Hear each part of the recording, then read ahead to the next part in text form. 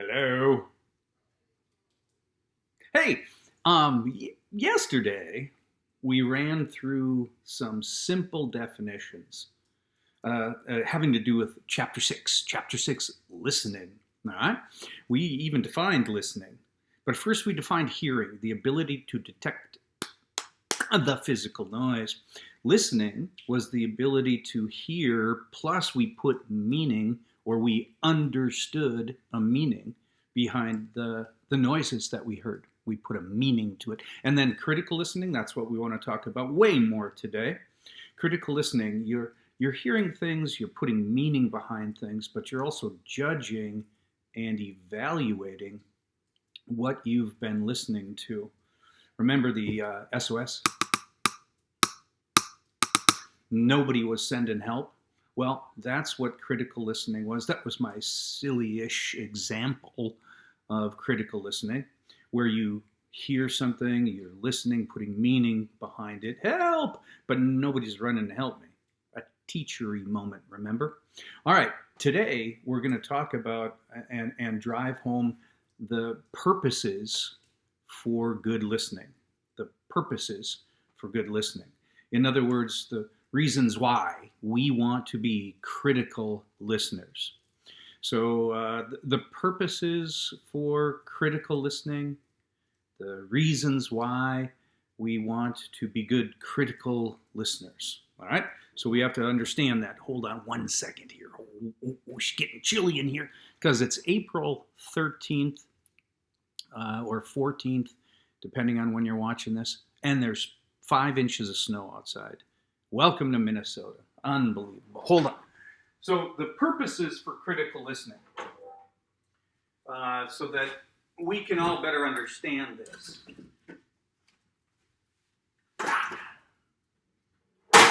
Wood. The purposes for critical listening. I'm only gonna really talk about 3 purposes. All right, and I believe that we can just go back to that star model to get 2 of them. All right, remember the star model in chapter 3? The star model in chapter 3, when we were talking about building our own truth by ourselves, for ourselves, so that we can cut the puppet strings. We don't have to live on, this presupposed or this imposed dogma. Okay, we don't have to live by my grandfather's truth, for instance. All right? Remember those examples.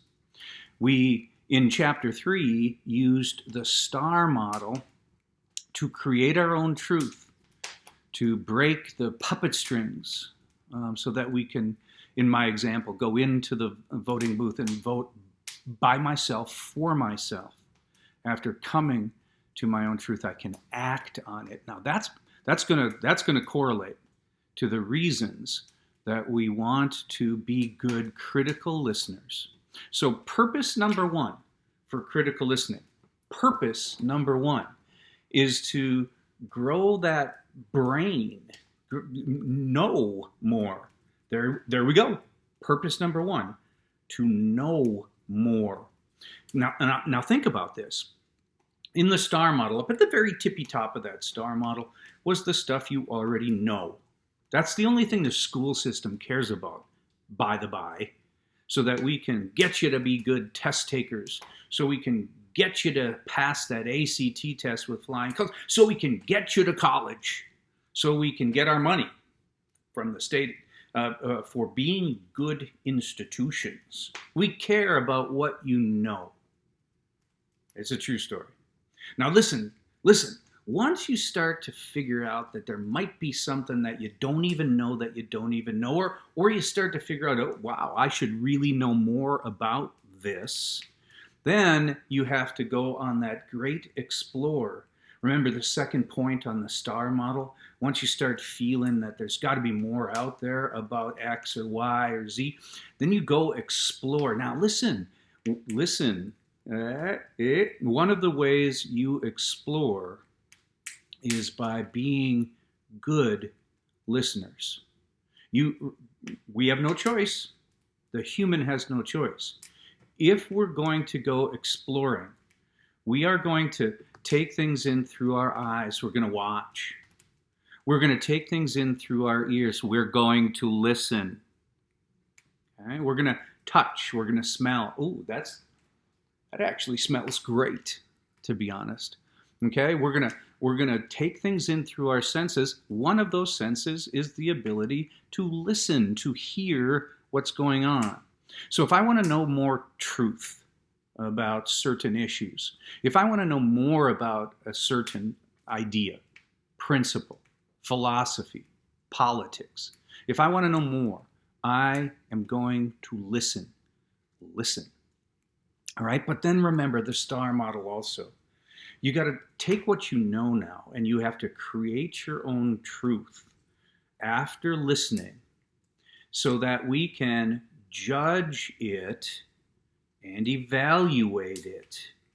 In my example about politics, I now have an understanding of what the Democratic Party means. I now have a true understanding of what the Republican Party means. Remember that exercise we went through in the classroom? I've taken it in through my eyes. I've read the 98 planks in the Republican Party platform. I juxtapose them to the 100 planks in the Democratic platform, or 112. I've listened to the experts. I've listened to, all sorts of people that have given me advice, listening to the debates, listening, okay? All right, so now I get to judge based on the heart of hearts, if you remember that lecture, what I've been listening to. That's critical listening. All right, so, wow, sorry. That's critical listening. All right, I get to take it in through my ears. I get to listen. I get to create this idea, this truth, but then I'm going to judge it like you judged the fact that nobody or that I didn't need help when I was banging out the SOS. And we do this all the time. We listen, then we make those mental judgments or evaluations of what we were just listening to. That helps us to act by myself, for myself, on my own newfound truth. I get to act, okay? And really, quite frankly, we beat that to death in chapter 3, all right? So now, back to the purposes of good critical listening. Number 1, grow your brain, know more. In other words, you're going to become a smarter you, a better you, okay? But only if you evaluate what you're listening to. Judge it. So that really the second purpose of good critical listening is so that you can act on what you have evaluated during critical listening. You can act accordingly. Then you're not a hypocrite. Then you're not somebody's puppet. Okay? All right. The last reason to be a good critical listener, not anything really to do with growing your brain, it's more about what's in your heart. The last reason to be a good critical listener is that it really, really, really is mandated inside those best friend, soulmate, life partner relationships. It's necessary. It's needed. Good critical listening skills will help you be better life partners, better best friends. It'll help you be better soulmates. Okay? It's needed. All right. So think about this, please, and understand this, because we have troubles. We have troubles. Yesterday I alluded to the study. Yesterday I alluded to the study that suggests that we have a shorter attention span than a goldfish. Okay, and I pulled up the abridged version from Time magazine. All right, and what I forgot a long time ago, because the study actually came out in 2005. Okay, what I forgot a long time ago was that this was funded by Microsoft. They wanted to know how long they could hold someone's attention. And after all of this research, the attention span, focus. Your attention span is no longer than 8 seconds. All right, that's about it until you're off. And then, they go on. They go on. This is fascinating. Listen very carefully. The survey also confirmed that as far as mobile use is concerned, your cellular devices, 79% of people aged 18 to 24 responded yes when asked, when nothing is occupying my attention, the first thing I do is reach for my phone. Okay, 79% of people are going to reach for the phone. Remember, I don't know. I personally, a good thing, a bad thing, an ugly thing. I know this though.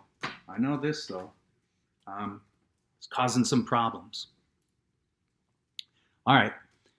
Inside our relationships, critical listening is paramount. But hold on a second. We're distractible. We're distractible. We really are. We are super distractible. Okay? And honestly, quite frankly, we're going to learn in the next couple of days, we are going to learn not only the importance of critical listening as through example, but we are going to learn what to do about it. There's two things coming up that are super important that you should all pay attention to. Number one, I am going to hand you free of charge, absolutely free. I'm going to give you the 5 negative listening habits. Excuse me. I'm going to give you the 5 negative listening habits of all human beings. These are the listening habits that really, quite frankly, I have, you have, your parents have, your friends have, and you know what? It's problematic. It's troubling. It really is. It really is. Now, once we identify them, then we're also going to learn what to do about them, how to fix them. Hold one moment.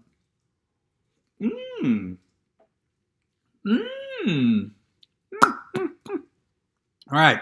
Coming up then, the 5 negative listening habits of all human beings. And then, most important, what to do about them. Because I imagine you want to be better best friends. I imagine you want to be closer life partners, better soulmates.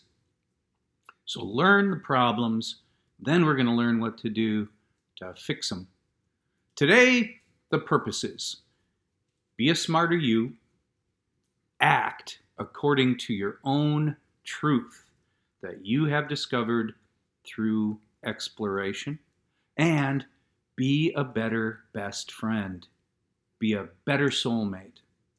Okay? All right. I'll leave you on that happy. I always try to leave you on a happy note. Okay?